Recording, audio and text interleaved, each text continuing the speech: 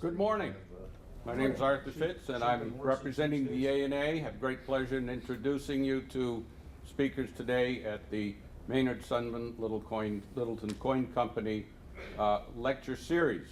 We've already had an extremely enlightening presentation, and now we're delighted to have Dr. Michael Wehner with us for the second presentation. He will be speaking on California Gold Rush Bills of Exchange.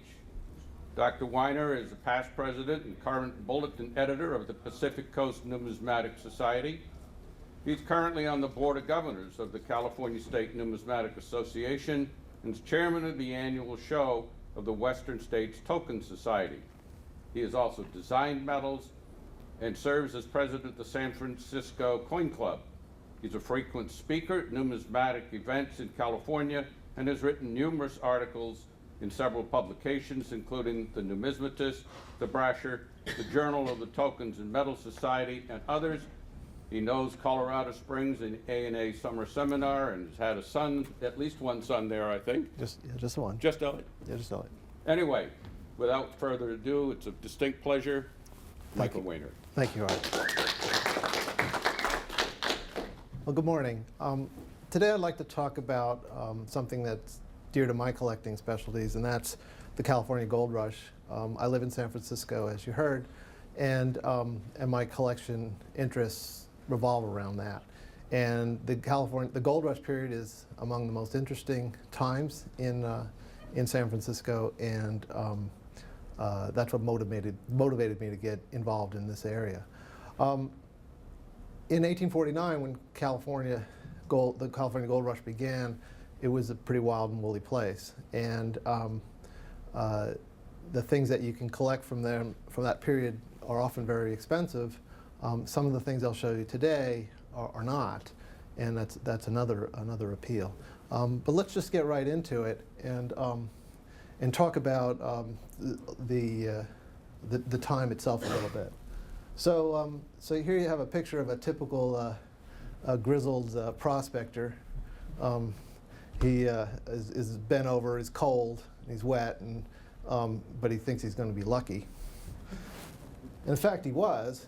He found this great big nugget, and he returned to the city after he struck it rich, had himself a picture taken with his prize. And then he thought he better take a bath. That's something, he'd been up in the mountains, it's dirty and grimy and probably smelled bad. And then, of course, get a drink. Maybe a little gambling. In fact, a lot of gambling. The area around Portsmouth Square, which is sort of the center of San Francisco, was full of gambling halls and professional gamblers who would more than happy take your gold away from you. Maybe the girls. But then after a while, you'd start, if you had any conscience at all, you'd be thinking about all the kinfolk you left back home. And in fact, many of the miners did have families back at home, either parents or wives and children, and they did want to send money back. And like as I mentioned, it was the Wild West. It was a wild and woolly time. And if you just went to a stagecoach and said, "Yeah, here's my gold, take it back to New York," it probably wasn't going to get there. And so you really wanted to send it some other way, because you probably wanted to go back up the hills because you were lucky and you're going to go get some more money. And so you would have to use some kind of a banking service.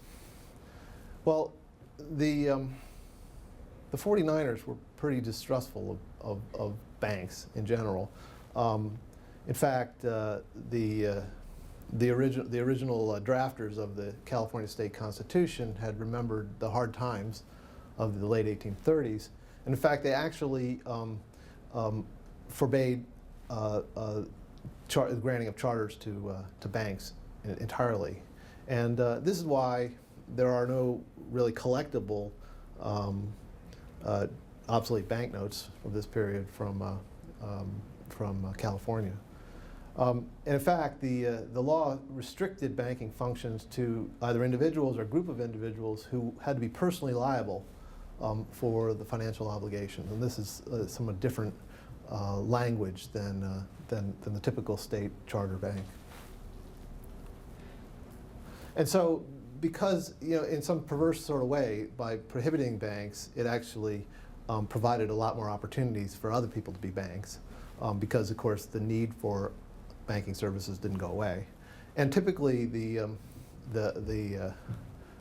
individuals or companies that entered into this were merchants of some sort, or in fact the express services. These were the stagecoaches and whatnot. And as I mentioned, there weren't any chartered banks, and so there are no collectible banknotes. There are some pattern notes that are extraordinarily rare. I've never actually even seen any. So let's talk about the banking services. This is an ad in the newspaper Alta, California from the early 1850s. And one of the things I love to do is go down to the San Francisco Public Library, which is right near the Civic Center on Market Street, and go up to either the San Francisco History Room or to their collection of newspapers on microfiche. And they have all these issues of the large, long-running segment of these early newspapers on microfilm, and it's fascinating. You can spend a lot of time there reading about life at that time. It's really, really interesting. But so anyway, here's an ad for Burgoyne and Company, bankers. They say even though the banks were prohibited, they call themselves bankers. At the corner of Battery and Washington Streets in San Francisco, and they advertise this curious thing: exchange for sale at sight or time in sums to suit purchasers on, and then a variety of other banks actually in other cities. Baring Brothers and Company in London, Hodinger and Company in Paris, William Hogue and Company in New York, another one in New York, Boston, New Orleans, St. Louis, Washington. And then they go on to say gold dust and bullion purchased, so they would buy your dust from you if you were a miner. I'm not sure what they would pay you in. And then collections made and funds remitted at the lowest rates. So they would in fact loan you money based on money that was deposited with them. And then it says, particular attention given to the orders for the purchase of state, city, and other securities and to the investment of money. And that sounds like any other kind of financial service that might be supplied to you today by a bank or some kind of investment fund. And so what I want to concentrate on is the exchange for sale. What was that? Well, in fact, here's a exchange note from Burgoyne and Company. Which was the ad, and it's dated October 31st, 1851. So this is very early, actually. And I'll read you this, too. You might not be able to see it. It says, 10 days after sight of this second of exchange, parentheses, first and third of same tenor and date unpaid, paid to the order of, and I think his name is S.M. Bartney Caldwell, 152 pounds, 9 shillings sterling. Value received when placed to account to Messrs. Baring and Brothers and Company in London, and then signed Burgoyne and Company. And what this is a way that you could send money back home, and 10 days after you brought this note, they would pay you. And let's talk about how this worked. Well, I mentioned it was extremely risky, so this is what you did. Is you went to the bank and you deposited a sum, plus a 3% fee, and this money was to be paid to the named individual, in this case, Mr. Caldwell, and you were given in exchange, in return, 3 bills of exchange, of which one is called the original, the duplicate, and the triplicate. The last one was a duplicate. It's a second of exchange, and so you can see right here it says second, and with these 3 notes, you could send them various ways. Usually you sent the original, the first, the fastest way, which was probably a stagecoach, but might be one of the more risky ways since stagecoaches were often robbed or attacked by Indians or something. You could send another by boat, which would typically go by a steamer down to the Isthmus of Panama, cross the isthmus and get on another boat. Like the Central America was one of those kind of boats. And you could either keep or send the third copy. And actually many times I think the third wasn't used at all. And the first of these 3 bills, it didn't matter if it was the first, the second, or the third. The first one that got to the intended recipient, she could bring that to the bank and they would redeem that. Now, if you recall in that in that previous one, it says 10 days after site. And in fact, in the ad, it says at site or time. And what that means is a time meant just when you brought it, or at site rather meant that was redeemed immediately. But sometimes they made you wait. And in that case, this one from Burgoyne and Company made you wait 10 days, which seems like a long time. And I don't know why. I don't understand why you would purchase one that you had to wait for. Now, maybe they gave you a better rate. Maybe, that's the only thing I can imagine. But anyway, let's move on to talk about banks. I mean, we've talked a little bit about what these notes are and how they were used. What I find fascinating is that there's stories behind all these companies, and individuals behind these companies who have stories, and sometimes they did things that were honorable and sometimes they didn't. The gold rush in California was a free-for-all in many, many ways. Not only was likely to get robbed if you weren't careful, but your money could be stolen in a bunch of ways, and some was by these banks. Bank failures and financial panics in the 1850s were frequent in San Francisco. And sometimes the bank failures were bad management, but often they were crooks involved. And sometimes they were just general panics that were spread on rumors. You have to remember, in the 1850s, communication between California and the East Coast was slow. Typically, the only news came by the regular steamers that would come through. And in fact, they often would drop the news at the north side of town so it could get there before the boat actually pulled in. I'm not sure exactly how that worked, but people were so starved for information. And sometimes bad information would come, or things we basically crossed in the mail. It was very easy. If it was going to take a couple of weeks to send a note, things crossed in the mail a lot. So one of these guys who was a banker was a guy named James King of William. Now, the first thing about him is he's got a funny name. Why was he of William? Well, there were other James Kings in San Francisco at this time, and he wanted to distinguish himself. In fact, when I was reading these newspapers, I found an ad for James King the grocer, which wasn't this guy.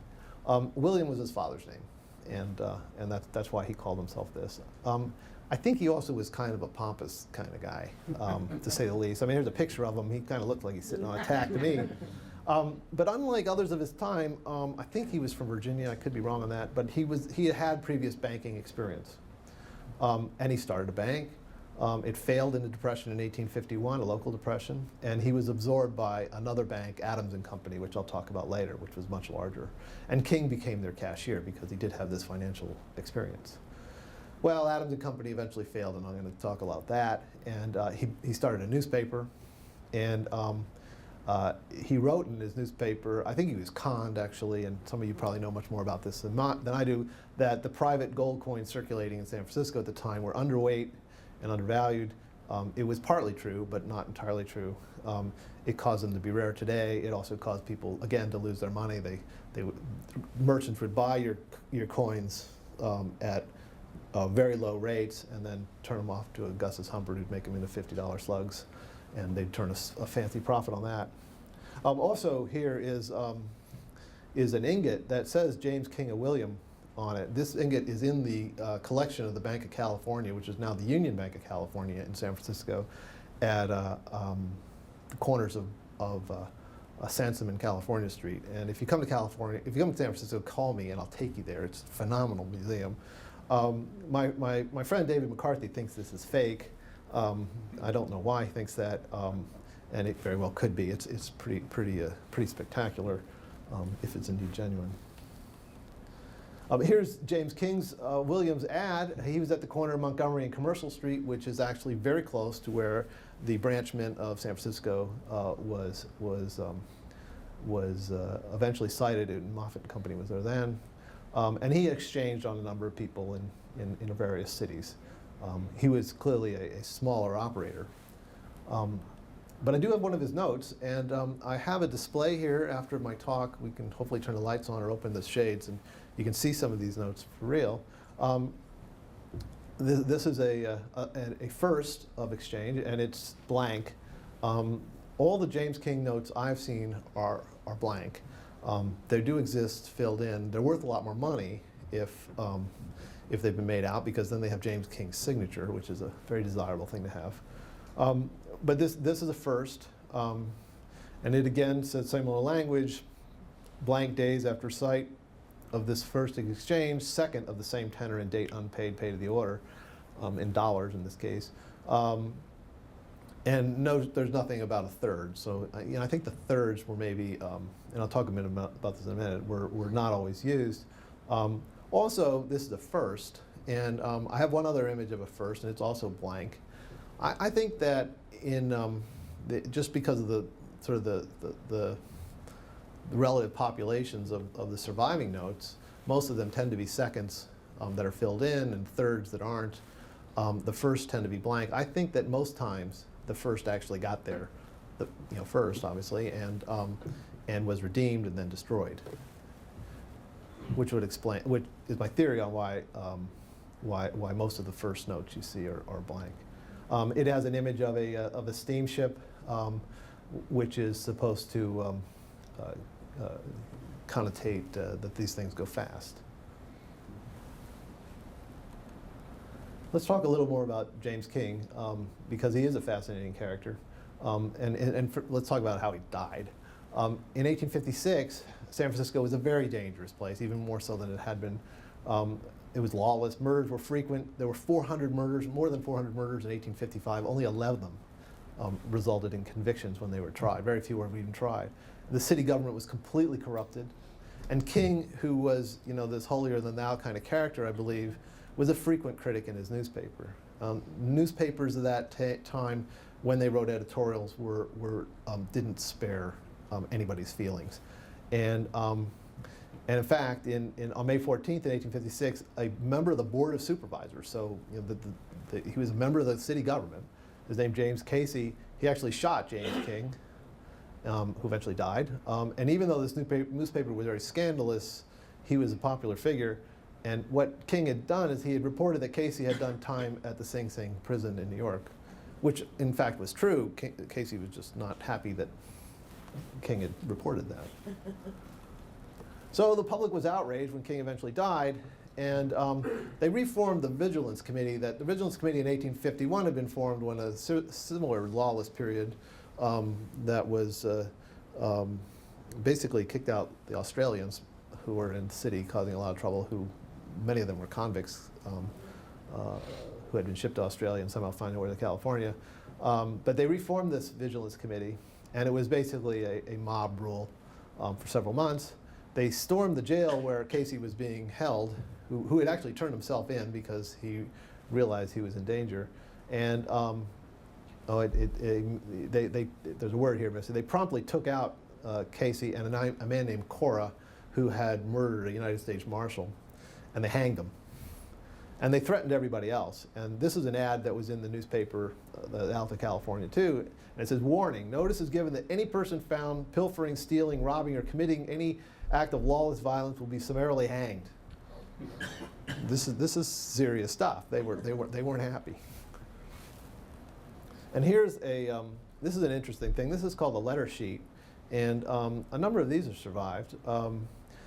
What it was is it was sort of like a postcard of a sort. It was a piece of paper, and on one side, it would have an image of something in I don't know if they use them in other towns. I'm sure they did, but of something in California. This one shows the execution of Casey and Cora, and you can see him hanging right here from this building, and everybody turned out to see it. Apparently, this was quite the spectacle. And that's what that is. So this second committee of vigilance, from May until August, this vigilance committee ruled San Francisco illegally. The governor was not happy about this. He came down and they kind of told him where to go. But they knew they were illegal, and so members were to be known only by numbers and not by name. And the records say that over 9,000 members were recruited, and for $5, you could get it, which was a lot of money, I think. You could get a certificate, and these are very rare today. The first committee certificates I've actually seen images of. Haven't seen one of the second. Also, for an unknown sum, we don't know how much, Joe Silva is a prominent collector of this kind of thing. And we've talked a lot about this. We can't figure out how much you had to pay for it. But you could get a silver badge, which was a medal.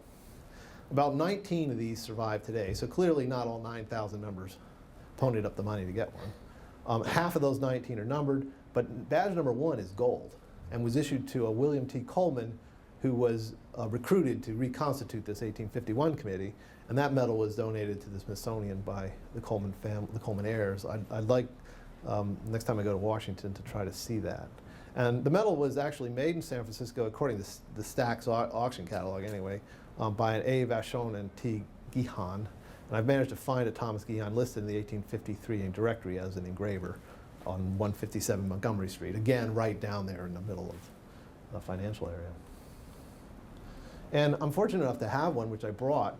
And here you can see it. And it's a really interesting medal.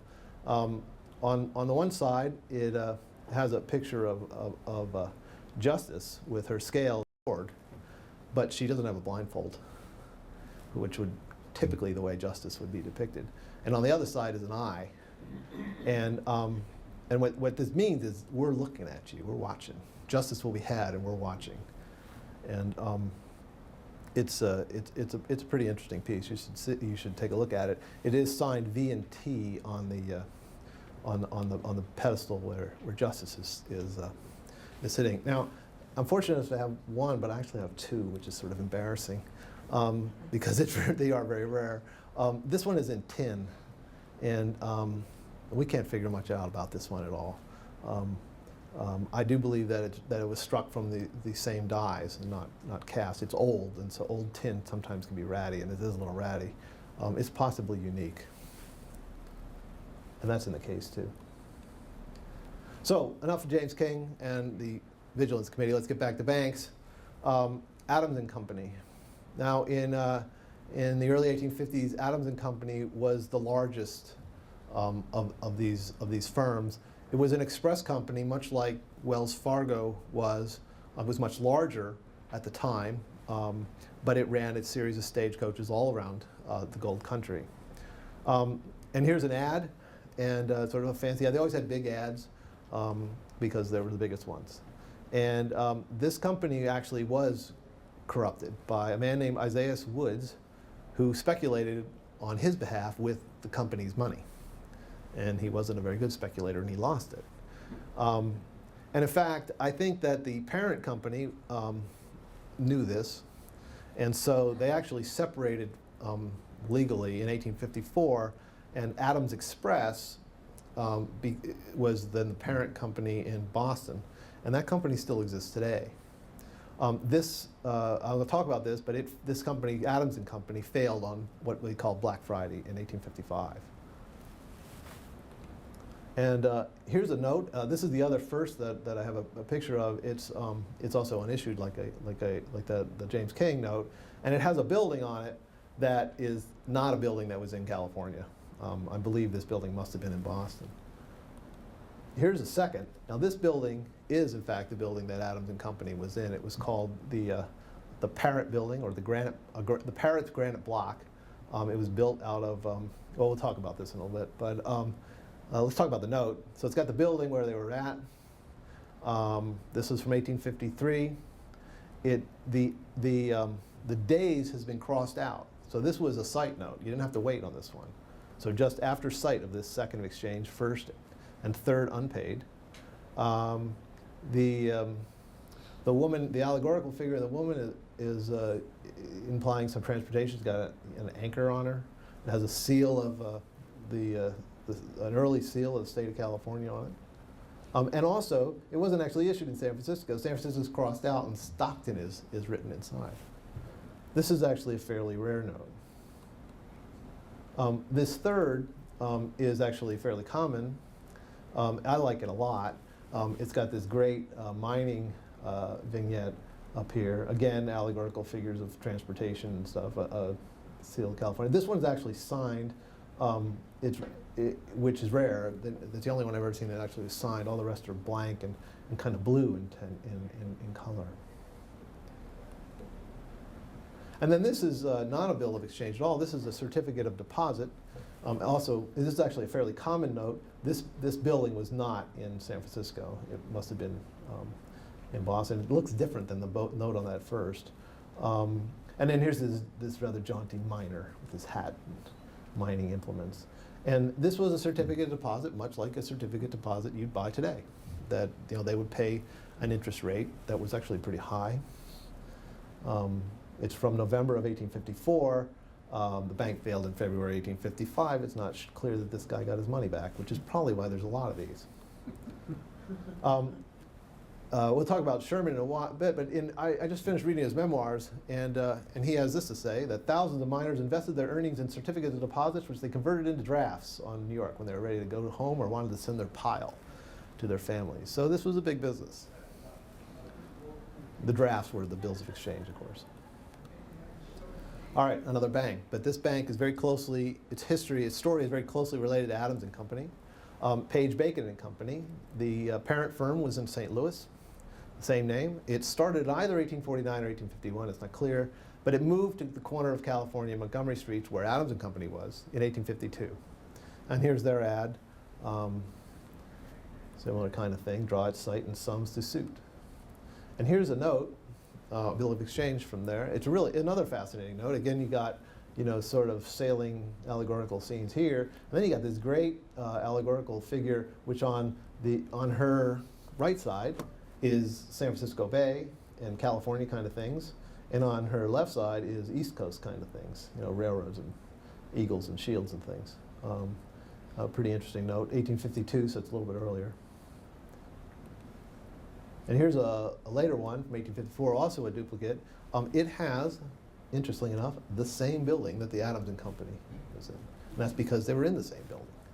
And it has a steamship. And now the note's a little fancier. It's got some red ink on it. This one's, the other one was more common than this one. Oh, also, again, the days is crossed out. So this is then, an after, in fact. So instead of days after site, it reads just at site. So Black Friday. So I'm going to read this to you with a few comments. On February 17th, 1855, the regular steamer from Panama brought news that the St. Louis-based parent firm of Page, Bacon and Company had failed. Well, what happened was they had been speculating in real estate in Iowa or something, and the real estate investments had gone bad, and they had wired to San Francisco, send us some money. So they sent all their gold on another ship, and they crossed in the mail, and so they didn't know that they would have kept the money if they'd known that the parent bank had failed. Instead, they crossed somewhere, and so with $2 million outstanding. And deposits, a run on the bank ensued, and as the San Francisco office had recently shipped all its gold. By February 22nd, the bank was unable to meet its obligations and it shut its door. The very next day, the severely overextended and corrupted Adams and Company announced they wouldn't open at all. And in fact, this resulting panic was known as Black Friday. It forced the failure of several other banks. Many of the banks closed temporarily, and Adams and Company still had assets that were never paid out to its debtors. And in fact, several years later, they found the books in the bay, and the ledger dates, the pages in the ledger for those days were ripped out. There were lawsuits, but no settlements. So, the Granite Block. I find this kind of interesting. It was at the northwest corner of Montgomery and California Streets, which incidentally is still the financial center of San Francisco. It was the site of both of these firms. It was completed in 1852. San Francisco was a very quickly erected town made of wood. It burned all the time. So they made this thing out of granite. And instead of using granite from the Sierras, they imported it from China and used Chinese laborers to put it together. And it didn't survive the 1906 earthquake, but unfortunately was torn down in 1926. And it's a site of the Omni Hotel now, which actually reminiscent of it. The architect was aware of what had been there before. It's a nice place for cocktails. Here's three views of this building, and so the lower ones are from the notes. And maybe you can't see this. This one's Page Bacon and Company, and up here it says Page Bacon and Company. This one is from the Adams Company. Note it will be a little more clear. And it says Adams and Company. And this is the same view from the same vantage point. Well, they both can't be right. This is a contemporary engraving, and I think this is what the place really was like. Page Bacon was in this corner of it, and Adams and Company was in this part, and you sort of, it's over the windows instead. And so the notes actually sort of didn't acknowledge that they had any competitors right next to them, but the reality was different. And here's a photograph I actually found of the building that is probably turn of the century. You can see a motor car, also a California Street cable car and horses and whatnot. And it was still a bank at the time. And also it doesn't look, it's hard to know because the sign is sort of obstructing the place where the two notes said the names of their bank were, but it doesn't look like there was anything up there. So, another story. William Tecumseh Sherman, marched to Atlanta, Civil War general, very famous guy. You might not have known he was also a gold rush banker. Well, he was a graduate of West Point. He was a member of the Army, and in his memoirs, if you have a chance, they're on Google Books, so you can download it for nothing. It's a fascinating memoir, as he tells how he came to California, and he tells about the discovery of gold, or his viewpoint of how gold was discovered, how it was reported to the Army. They didn't believe him at first, in fact. In 1850, he was persuaded by Major Henry Turner, one of his California friends, to establish a San Francisco branch of a St. Louis firm called Lucas and Simon. Lucas had noticed how well his competitor Page Bacon had doing this in California, so he said, I think I'd like a piece of that. And so Turner didn't want to move to California, so he convinced Sherman to, and the partnership was such that Sherman had a 1/8 interest in the bank, and he was the managing partner in San Francisco. And he was respected quite as a man of integrity, and he able to save his own bank by going to he arranged a loan. It turned out he didn't need the loan because the panic on his bank was rather minor, and I think they knew he had the money, and he returned the money actually that he borrowed shortly thereafter. But he survived it, and the original building actually is still there at 498 Jackson Street. Here it is. It used to have a third floor, so you can see two floors. It had a third floor that was damaged in the 1906 earthquake. And here's their ad that gives the names of the partners. It's got William T. Sherman on the San Francisco side, and Henry Turner, who actually, he'd come out occasionally, or at the beginning anyway, and then Benjamin Nisbet, who was a junior guy. And Lucas, of course, had all the money. The building was 60 by 62 feet. The land in 1854 cost $32,000. And it cost them $50,000 to build it. So they had $82,000 tied up in the building in 1854. So that's, that's a lot of money. In the 1860s, after everything was said and done, Lucas sold the building for $40,000 and the land. It was completed in spring of 1854. It's probably worth a bit more now, although it seems to constantly be empty.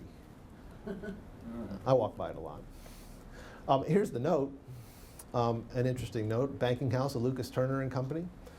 It's got this allegorical figure holding a caduceus, which actually means fast, as well as a Hermes or Mercury kind of character with a winged cap there.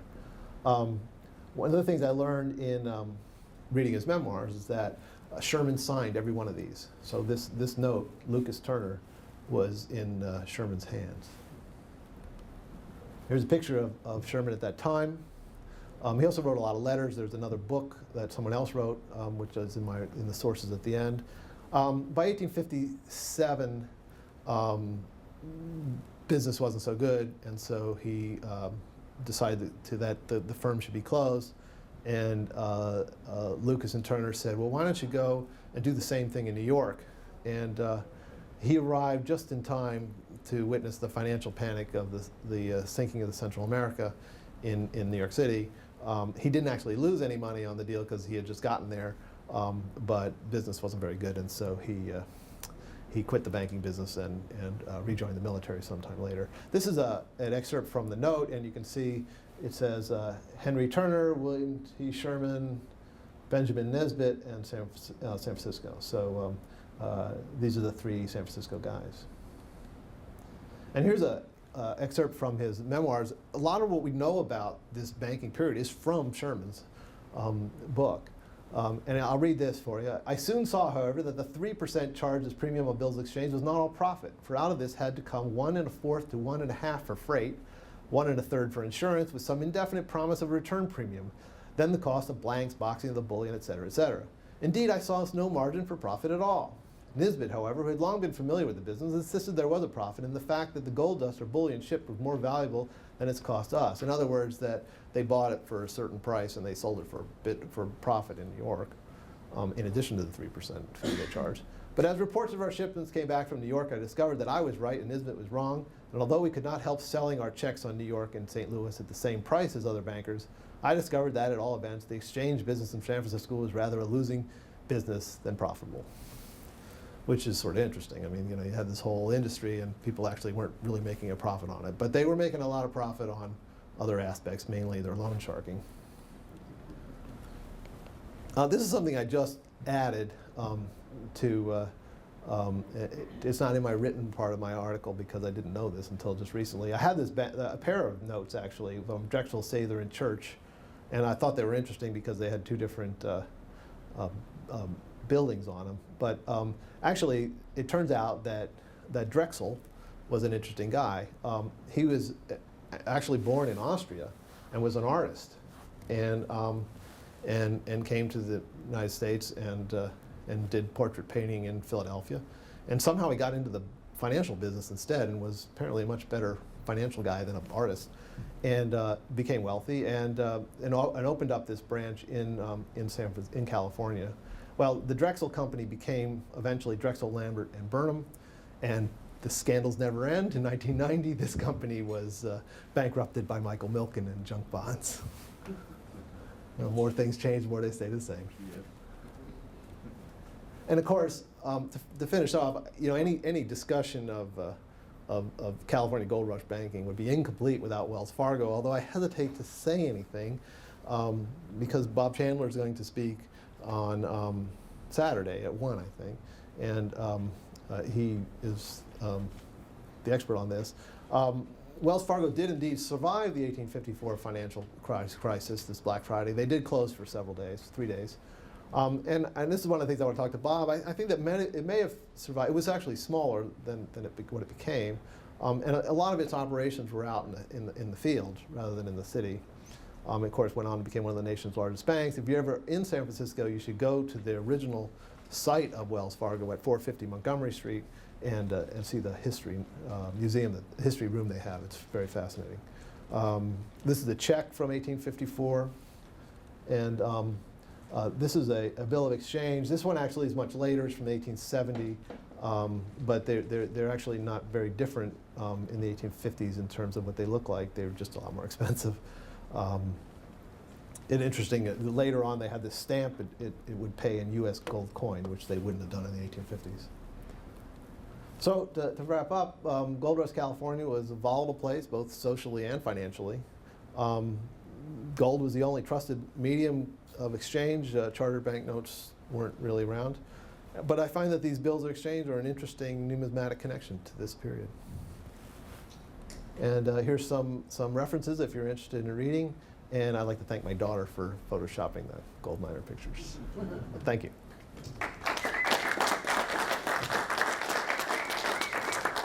And please feel free to look at the notes. Any questions?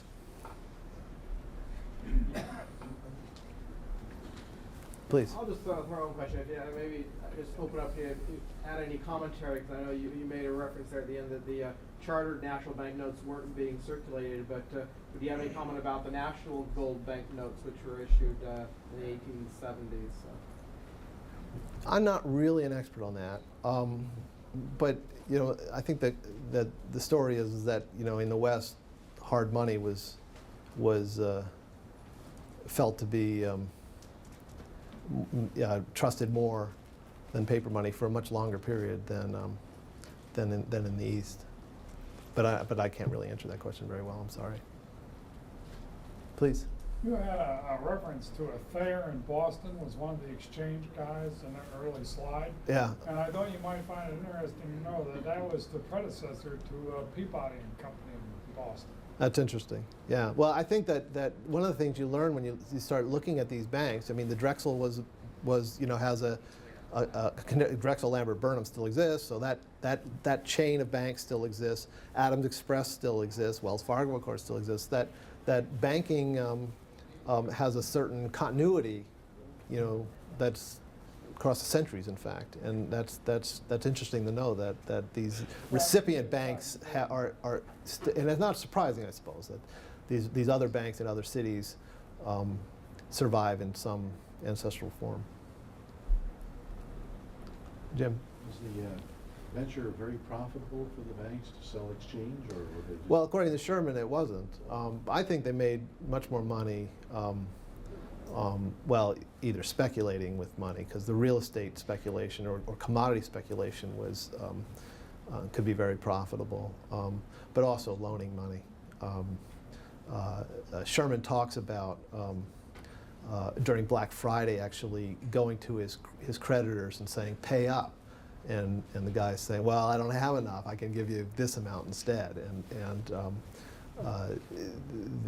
That was a very profitable business. Is that that people would borrow money to develop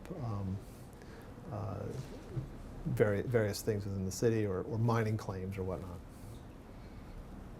Now these bills of exchange, were they replaced eventually by like cashier's checks?